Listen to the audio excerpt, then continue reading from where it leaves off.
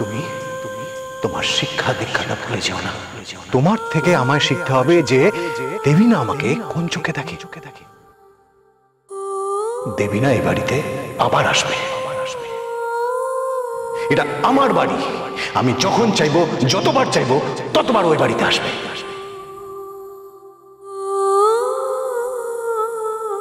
কি রে, এত রাতে বাইরে দাঁড়িয়ে কেন? সত্যি বলবো না মিথ্যে? মিথ্যে কেন বলবি, সত্যিটাই বল শুনি।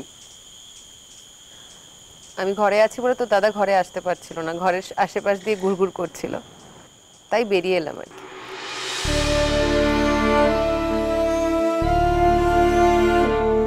ঝগড়াটা কি নিয়ে হলো?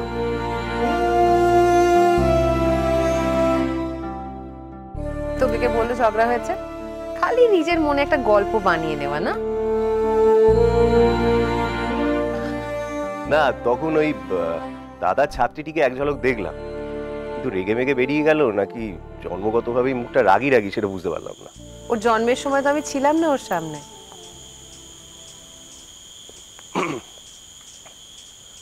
ওকে নিয়েই ঝগড়া বুঝি?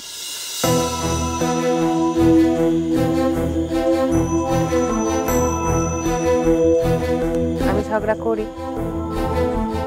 তুই কখনো আমায় ঝগড়া করতে দেখেছিস? তাও আবার এই বাচ্চা মেয়েটিকে নিয়ে। আচ্ছা, ঝগড়া না হয় তুই করিস, রাগ অভিমান তো করিস। আজ কোনটা করেছিস? কোনোটাই না, আজ শুধু একটা নতুন উপলব্ধি হলো। বাবা, উপলব্ধি? এই বউটান, তুই কিন্তু মাঝরাতে কঠিন কঠিন বাংলা গেলাচ্ছিস, বদহজম হয়ে যাবে আমার। তা কি উপলব্ধি হলো?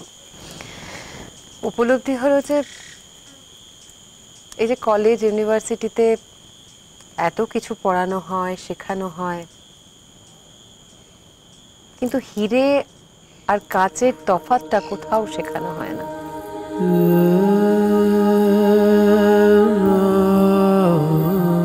হিরে আর কাচের তফাৎটা কোথাও শেখানো হয় না। কি ভাবছিস এত? কি ওভার কনফিডেন্স আমার, তাই না? নিজেকে হিরে বলে ফেললাম।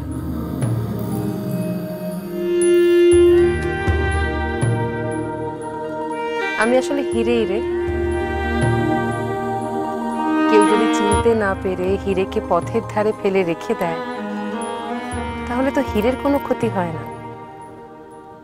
হিরে তো হিরেই থাকে, যতই ধুলোকাতায় গড়াগড়ি যায়, একবার তুলে মুছে নিলেই আবার ঝিকমিক করে ওঠে।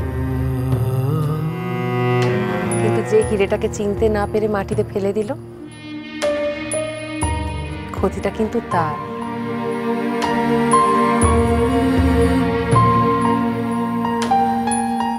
অনেকগুলো বছর ধরে ধুলো কাদায় গড়াগড়ি খাচ্ছি বলে ভাবিস না আমি এইভাবেই পড়ে থাকবো সারাটা জীবন।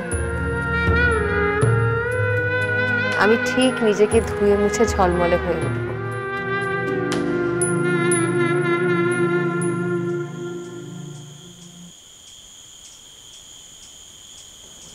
এই হাসছিস কেন অমন করে? তুই আমায় হিরে ভাবিস না, তাই তো? আমি তোকে দাঁত ভাবি। দাঁত? ইয়েস বউঠান, দাদার ব্যাড লাক। দাদার দাঁত থাকতে দাঁতের মর্ম বুঝল।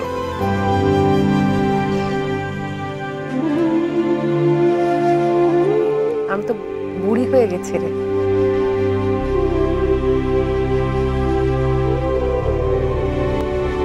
অল্প বয়সে সেই চটক নেই, ছেলে মানুষই নেই,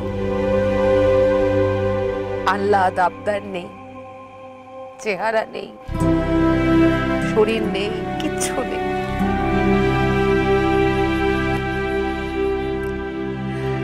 আছে শুধু অথই ভালোবাসা। ওইটুকুতে আর মন ভরে না বোধহয়।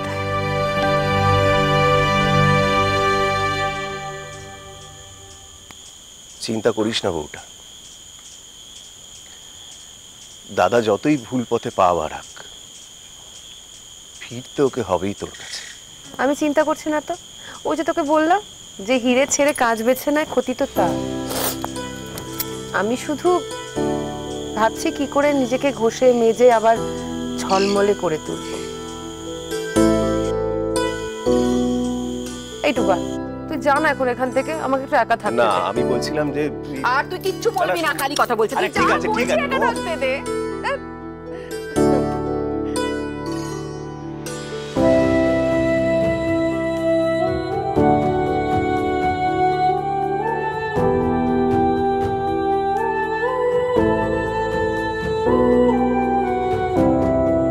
ওদের তোমরা বোঝা বলছো কোন সাহসে?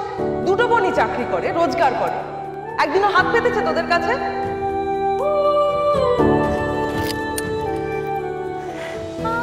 বন্যা কথাগুলো ভুল বলেনি না? বাড়ির বউরা যদি নিজের পায়ে দাঁড়াতে পারে তাহলে সকলের কাছে এত হেলা ফেলা সইতে হয় না।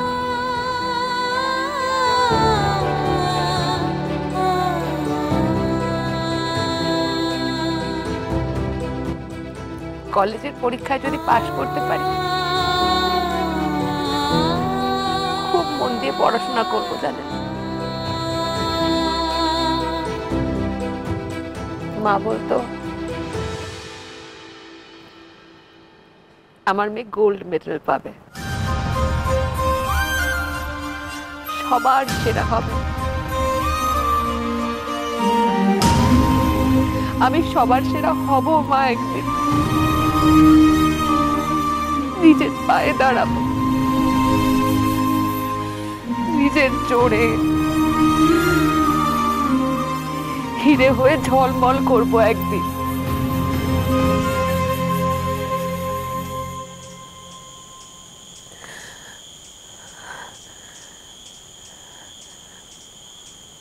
চেষ্টা করলে পারবো না? বলো।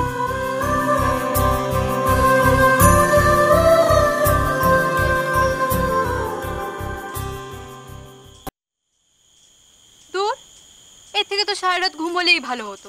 বাসর রাতের মজাটাই পাচ্ছি না। জাগছি না ঘুমোচ্ছি কিছুই টের পাচ্ছি না। কই গানা গাও প্লিজ। এই তো নতুন জামাই, হাঁ করে কি ভাবছো? এবার তুমি একটা গান গাও। হ্যাঁ? আজ কিন্তু আমরা যা বলবো তোমাকে তাই করতে হবে। গান? আমি না না প্লিজ আমায় গান করতে বলো না। আমি এখানে গান শুরু করলে কিন্তু বাইরে কুকুরদের কনসার্ট শুরু হয়ে যাবে, আমি পারবো না। এই এই মেজদাটা গেল কোথায় বলতো? মেজদাকে ছাড়া আসর জমে নাকি? সত্যি ঠিকই বলেছিস। কোথায় যে গেল মিস্টারটা? এই তো এসে গেছে। এই কোথায় ছিলিস না তুই? নিশ্চয়ই ঘুমোতে গেছিলিস। জানো তো তুমি না থাকলে গান বাজনা হয় না। ঘুম পেয়ে যাচ্ছে তো সবার। কি রে এত রাতে বাইরে দাঁড়িয়ে কেন? আমি ঘরে আছি বলে তো দাদা ঘরে আসতে পারছিল না, ঘরের আশেপাশ দিয়ে ঘুরঘুর করছিল, তাই বেরিয়ে এলাম।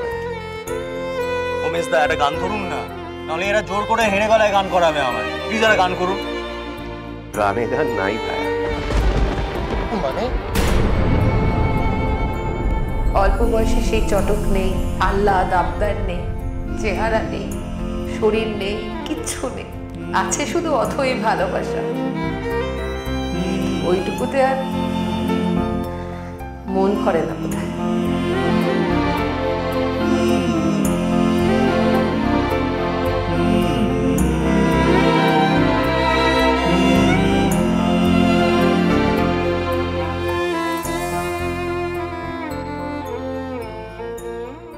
আমার মনের মধ্যে একটা সুন্দর ছোট্ট কোণা খালি রেখেছি বন্ধুর জন্য, কিন্তু সেখানে তো দেবীনাকে কি করে বসাই বলো তো? সুজাতা বরাবরই লেখাপড়ায় ভালো রেজাল্ট করে, আর তুই তার হোমওয়ার্ক করে দিতিস, তার মানে তুইও লেখাপড়ায় দারুণ। আপনি আজ কলেজে এসে ভর্তি হয়ে যান, ফর্ম ফিল আপ করে টাকা জমা করে দিন। ভর্তি হয়ে যাবো মানে? আমি পাস করেছি। আমি তবে সহচরী